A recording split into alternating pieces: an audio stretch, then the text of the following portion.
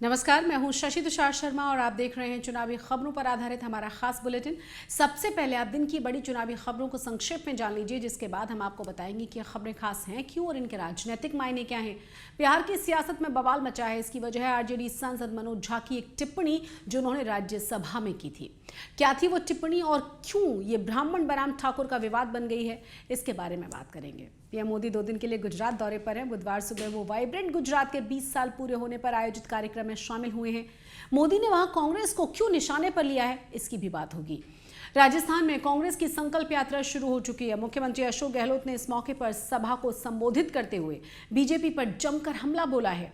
गहलोत ने क्या कहा, इसकी चर्चा करेंगे। सनातन पर शुरू हुआ विवाद अब भी जारी है। एसपी सुप्रीमो अखिलेश यादव और बिहार कांग्रेस के अध्यक्ष अखिलेश प्रसाद सिंह ने फिर से इस पर बयान दे दिया है। उन दोनों के बयानों की भी चर्चा करेंगे। कांग्रेस महासचिव प्रियंका के फूलपुर से चुनाव लड़ने की मांग उठी है। फूलपुर में इसके लिए पोस्टर्स लगा दिए गए हैं। इस मांग के मायने क्या हैं, इस पर बात हम जरूर करेंगे। एक दिन पहले उपेंद्र कुशवाहा ने दावा यह किया था कि नीतीश कुमार की पार्टी जेडीयू चुनाव से पहले 2 फाड़ हो जाएगी। इसके अगले ही दिन जेडीयू के पूर्व विधान पार्षद ने पार्टी को छोड़ दिया। इस पर भी हम बात करेंगे। तो आइए अब इन तमाम खबरों को समझ लेते हैं विस्तार से। राज्यसभा सांसद मनोज झा ने राज्यसभा में महिला आरक्षण बिल पर बहस के दौरान एक कविता का जिक्र किया था। कविता में ठाकुरों का जिक्र था।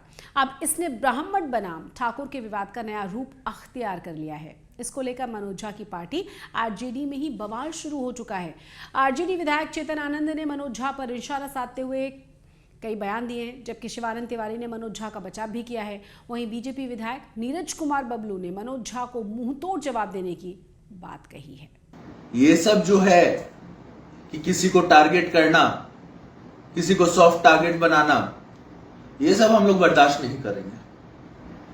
और मुझे आश्चर्य होता है उन लोगों पे भी जो वहां पर बैठे हुए थे, जो हमारे समाज के लोग हैं, जो चाहे पक्ष में बैठे हो या विपक्ष में बैठे हो, जो चाहे कांग्रेस में हो या बीजेपी में हो या फिर किसी और पार्टी में हो, जो वहां पर बैठ करके ये सब सुन गए।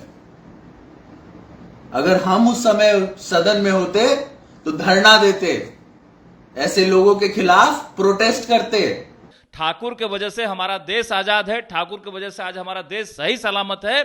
और इस तरह का अगर बयानबाजी करता रहा, अगर हमारे सामने इस तरह का बयानबाजी होता तो मैं पटक के मुंह तोड़ता वैसे लोगों का। मैं उनको संदेश देना चाहता हूं कि अविलंब इस पर कार्रवाई करे, अन्यथा इसका भरपूर विरोध चलता रहेगा।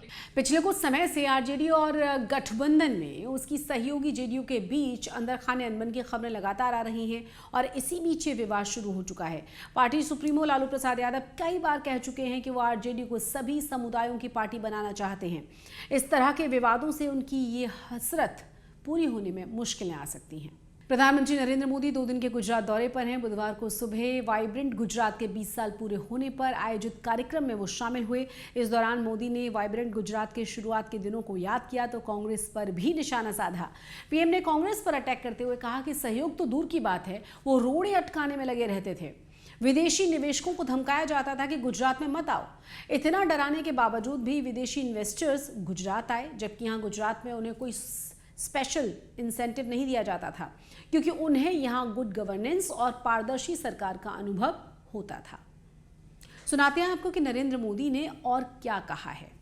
कि गुजरात के विकास से देश का विकास, लेकिन उस समय केंद्र सरकार चलाने वाले गुजरात के विकास को भी राजनीति से जोड़कर देखते थे। केंद्र सरकार के मंत्री तब वाइब्रेंट गुजरात समिट में आने से मना कर दिया करते थे। व्यक्तिगत रूप से तो मुझे बताते थे कि नहीं हम जरूर आएंगे।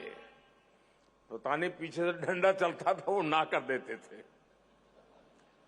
सहयोग तो दूर की बात, वो रोड़े अटकाने में लगे रहते थे।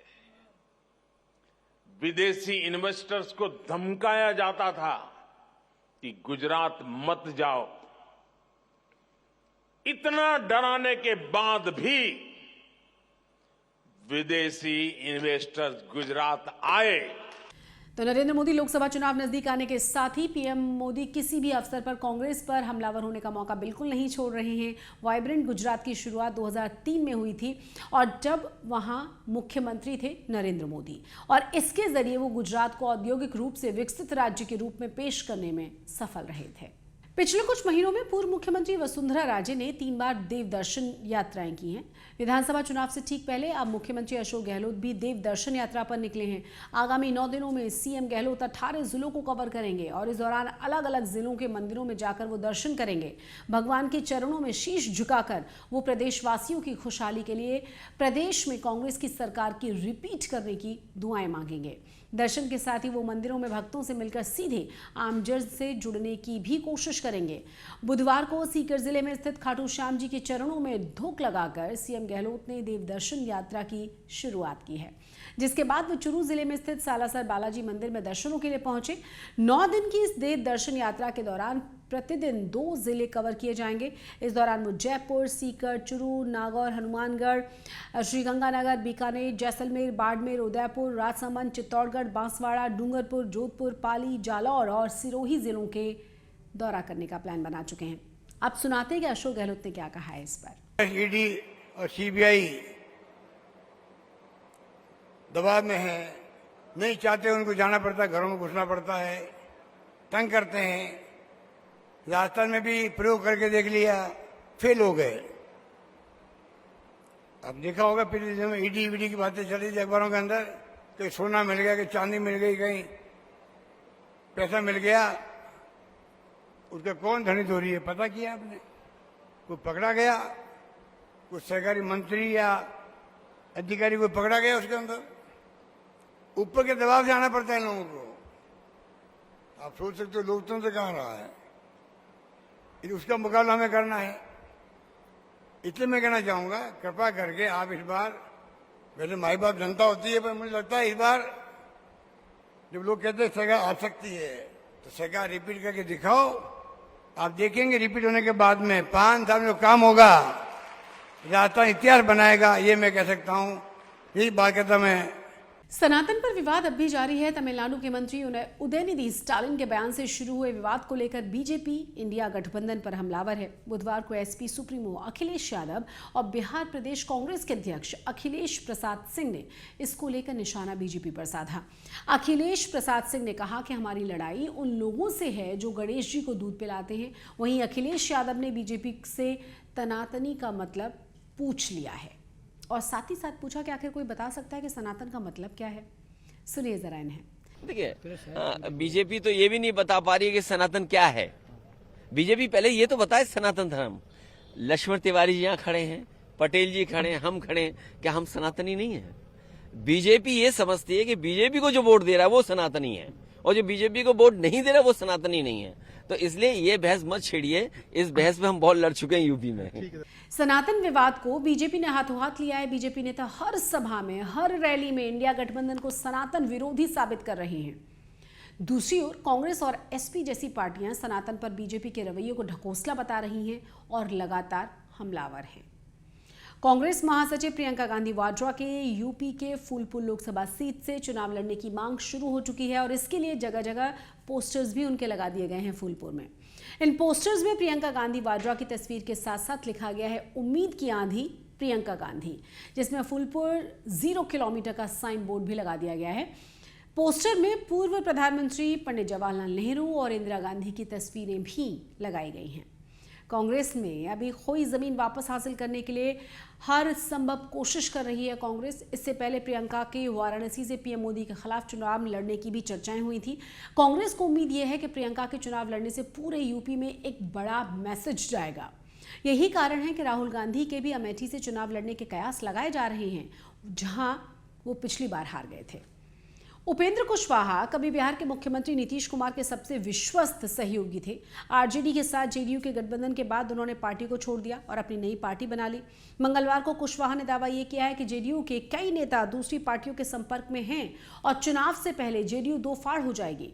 इसके अगले ही दिन उनके दावों को बल मिला और जेडीयू के पूर्व विधान पार्षद ने पार्टी को छोड़ दिया। हालांकि पार्टी प्रवक्ता नीरज कुमार ने कहा है कि पार्टी में पहले ही उनकी कोई उपयोगिता नहीं रह गई थी। सुनिए नीरज कुमार को।